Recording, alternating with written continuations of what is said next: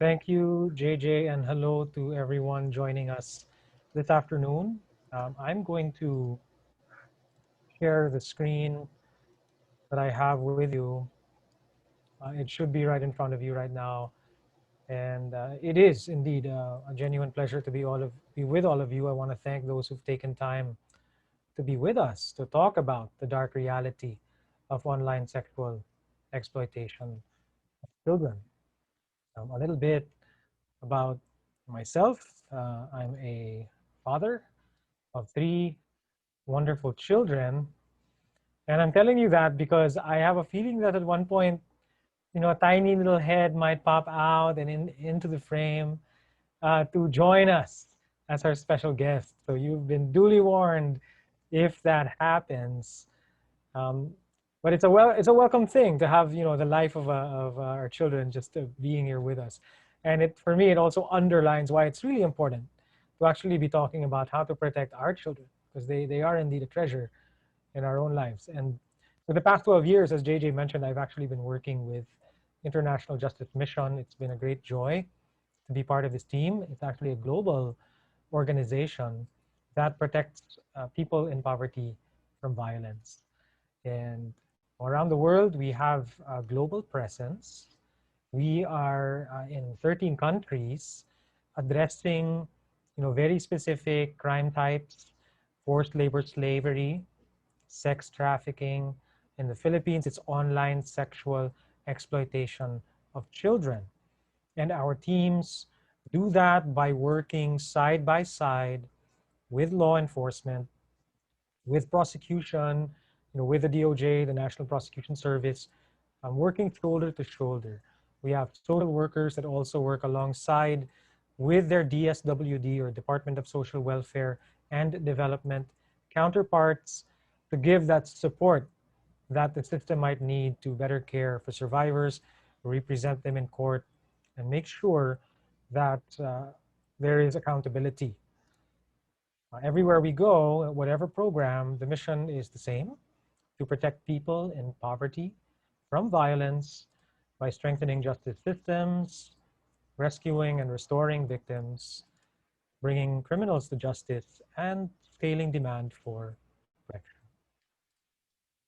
The big idea, or some people like to call it the theory of change, uh, it's is that you can end violence by ending impunity. And to just unpack that a little bit, what we mean is holding violent offenders accountable dramatically reduces the abuse of the vulnerable. Robust law enforcement and effective prosecution protect not only those who are rescued, but thousands, even millions of others who will never be abused. There is, in fact, a preventive effect when done correctly. And we just wanted to share that idea, that concept, is not just cerebral. It's actually played out in our programs, different communities, Cebu, Manila, and Pampanga, for instance. And this is a prevalence reduction that was recorded regarding the crime type of minors being sold for sex in establishments and streets. So we had a reduction of 79% in Cebu, 75% in Manila, 86% in Pampanga. And along with my family, we've actually lived and worked in those cities with IJM.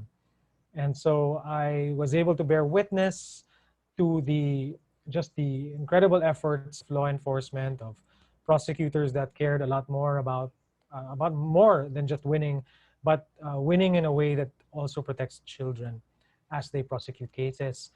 We've seen judges that are incredibly fair, impartial, and yet are able to understand the needs of children in their courtroom.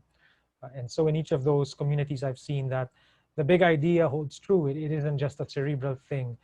There was indeed an impact that could be felt by families, by communities, the good that comes out of accountability and ending impunity.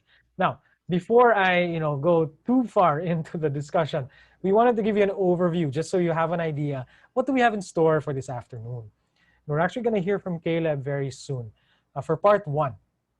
So Caleb is going to tell us what OSEC is, how it's committed.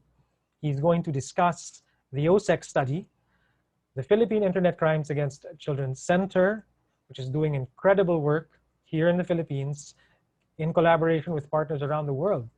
And then we're going to pause for a 2-minute interlude to hear the voice of a survivor, to really listen to what her experience was. Then we move to part two. Some of you are probably very interested in this. Uh, how do you do OSEC disruption and prosecution in the time of COVID-19? And what's going on now that we're in the middle of a pandemic? Part three will be what we can do as a community. And I'll be talking about that with Caleb. Then we'll use the balance of time for a question and answer portion.